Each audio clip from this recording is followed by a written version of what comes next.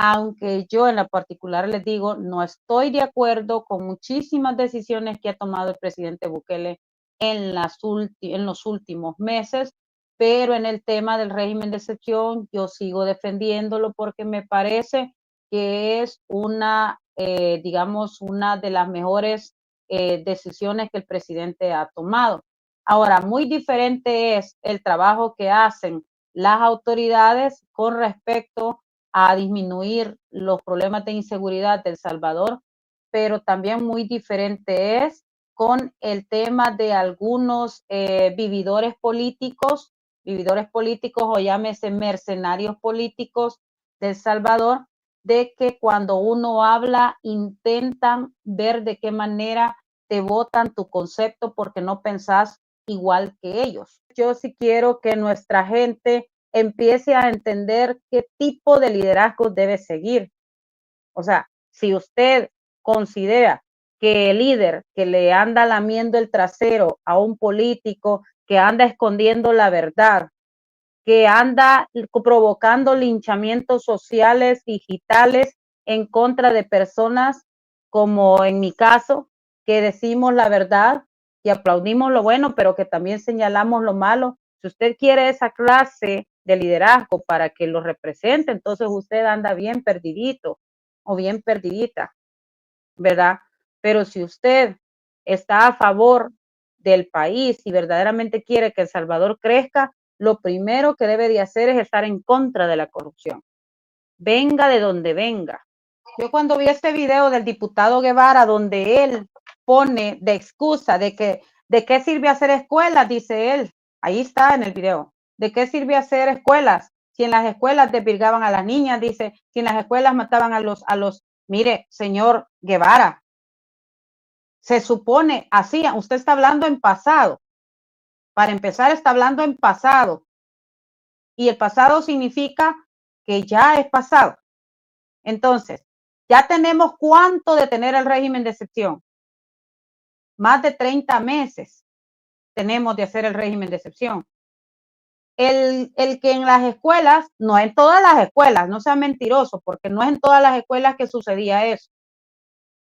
O sea, en algunos lugares del país, pero venir a poner de excusa que porque allí en alguna manera también habían pandilleros, y pandilleros no habían solo en las escuelas, señor, pandilleros habían en todo el país, incluso pandilleros habían en la Asamblea Legislativa. Entonces, en su lógica, señor Cristian Guevara, si no hacen las escuelas porque habían pandilleros en las escuelas, si no hacen las escuelas porque allí violaban a las niñas y otras cosas, como usted dice, entonces, ¿por qué puercas tenemos asamblea legislativa? Si en la asamblea legislativa también habían pandilleros, o ya se le olvidó de aquellas personas que estaban trabajando con Eric García, que por cierto no hicieron nada con ellos, que por cierto nunca vimos los 3 doritos después. Miren, yo les decía, cuando usted va a pedir trabajo a una empresa, te piden hasta la magnífica, te mandan si es posible hasta el detector de mentiras. Si nunca en tu vida has pasado por un detector de mentiras, anda a buscar trabajo en una de las empresas de aquí de American Park y te aseguro que te lo van a poner. Ahí lo vas a conocer. Pero a los diputados no les exigimos nada, señores. A los candidatos a diputados, ahí van delincuentes, ahí van corruptos, ahí van expresidiarios, ahí van lavadores de dinero y no les exigimos nada. Ni siquiera la hoja de vida les conocemos. Las organizaciones civiles que están ahí peleando a favor de los derechos humanos de algunas personas que han capturado en los últimos meses. Ustedes conocen al señor Atilio, ¿verdad? Atilio, un exguerrillero que está siendo procesado, ¿verdad? Desde hace varios meses. Entonces, la oposición de nuestro país está tomando este caso, lo está abanderando como un perseguido político. Yo no sé qué tanto sea perseguido político el señor.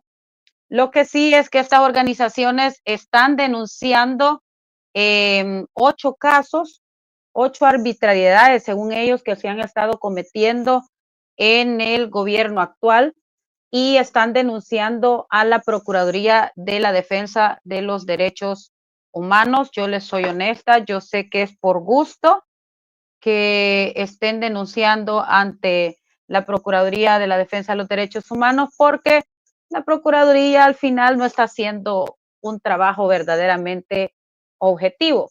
Les decía que estas organizaciones se apersonaron ahora a la Procuraduría para la Defensa de los Derechos Humanos a exigir que la Fiscalía haga el trabajo que tiene que hacer con respecto a la investigación en el caso de este señor Atilio. Resulta que este señor Atilio fue capturado hace algunos meses con otras personas por un caso bastante feo, ¿verdad? Por un delito.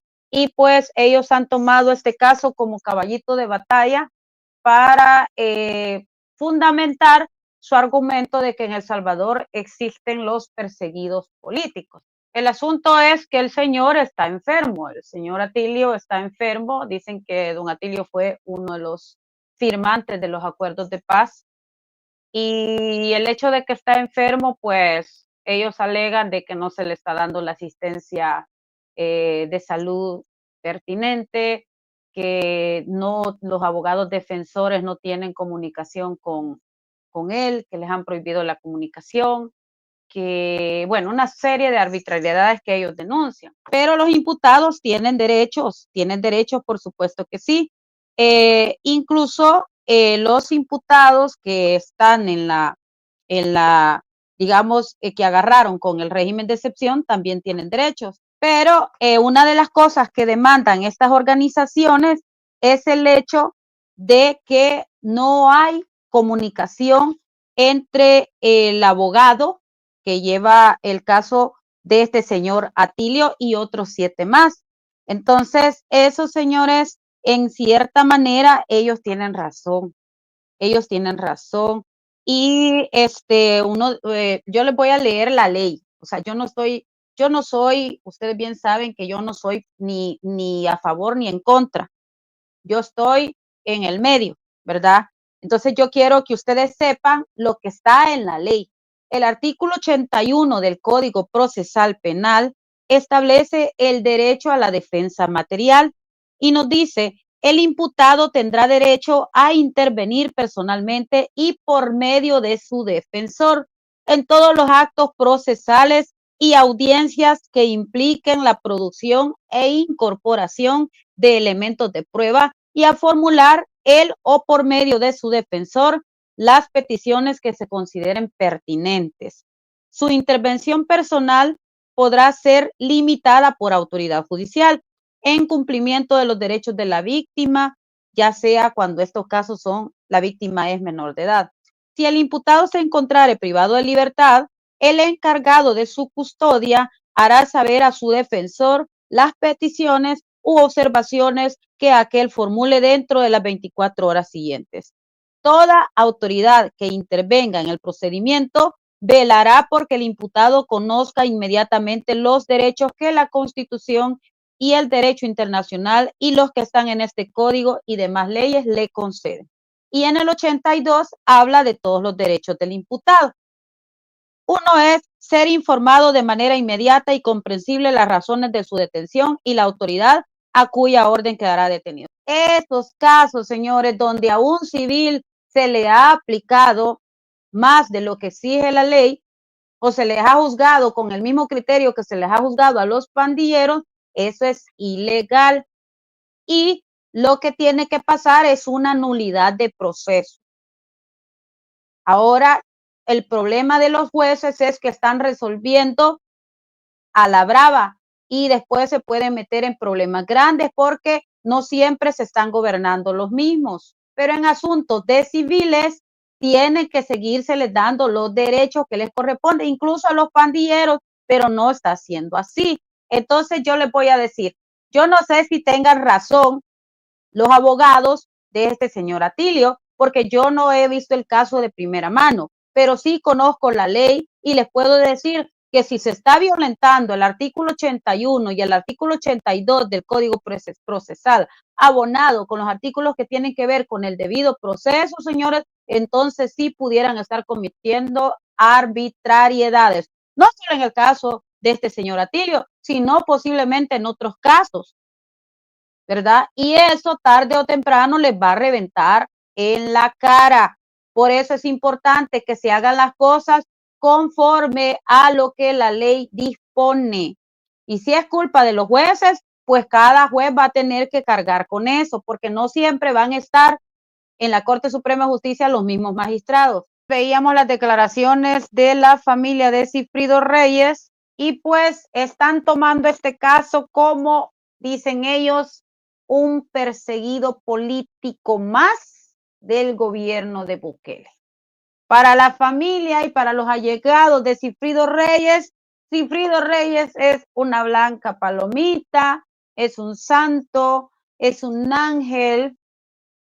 Y lo que argumenta su esposa, obviamente las esposas siempre van a hablar bien de su marido, pues, o sea, ella dice de que se probó, se ha probado con suficiente documentación todos los dineros que ellos manejaron y que el señor Sigfrido Reyes nunca manejó dinero directamente del Estado, porque así lo dice la señora. Pero recordemos que Sigfrido Reyes en el 2014 fue presidente de la Asamblea Legislativa por el FMLN. Sí manejó recursos, sí dio acuerdos para la administración de recursos. Ahora, ¿qué significa el delito de enriquecimiento ilícito? Significa que vos tenés un peculio es la unión de muchos bienes patrimoniales. O sea, tú tienes, yo tengo el celular, tengo este esmalte, tengo mis lentes, tengo mi chaqueta, tengo mis aretes, y a eso es una cantidad de bienes. Tengo una casa por allí, tengo otro terreno por allí, entonces yo tengo una cantidad de bienes. A esa reunión de bienes se le llama peculio. Peculio. Entonces, cuando vos ingresás a un cargo de Estado y vos declarás ante Providad, que es la unidad donde todos los funcionarios públicos deben de presentar sus declaraciones juradas, donde va el listado de todos sus bienes materiales, donde van las cuentas bancarias y cuánto dinero tenés en cada cuenta bancaria. Pero si resulta que tu peculio estaba en $1 millón, por ejemplo, que la mayoría de funcionarios públicos entran pelados, declaran sus bienes peladamente, sin nada. ¿Y cómo es posible que cuando terminan la gestión hay dinero sobrante? Hay riqueza sobrante. Entonces yo no quiero que ustedes se confundan pensando en que porque alguien no manejó dinero así en las manitas, no es culpable de enriquecimiento ilícito. Porque no solamente tiene que ver que el señor haya sido presidente de la Asamblea Legislativa y que pudieron haber habido desviaciones de plata, desviaciones de dinero, y ese dinero se fue al patrimonio, y a la hora de los cachimbazos, cuando tenía que, digamos, justificarse esa plata y su adquisición, allá en Providad no se logró. Entonces sí hubo un enriquecimiento ilícito, y el enriquecimiento ilícito puede ser de $100, de $1,000, de $2,000, pero vos no lo lograste justificar. Entonces tú sí has cometido un delito. Y ustedes me van a venir a decir a mí que ese señor es inocente. Y entonces, ¿por qué putas, si tan inocente es, por qué no enfrentó la justicia aquí? Y no que dejó, igual aquel que les conté, dejó a la mujer y a sus hijas dando la carota aquí en El Salvador, y él se fue a México. Ve qué chivo. Si tan inocentes son, Llénense de huevos, señores políticos, y enfrenten la justicia en el país. Hagan lo que hizo Banda Pignato. Desde el instante que hay un faltante, no de $10,000, son de más de $400,000 los que no han logrado justificar, señores. Estamos hablando de casi $500,000, porque seguramente los otros bienes, porque yo pendeja no soy, seguramente los otros bienes, señores, han sido traspasados a prestanombres, a testaferros, si esa es la práctica del político salvadoreño, de poner los bienes a nombre de la nana, a nombre del tata, a nombre del amante, a nombre del mejor amigo, a nombre de los hijos, de los nietos, a nombre del chucho.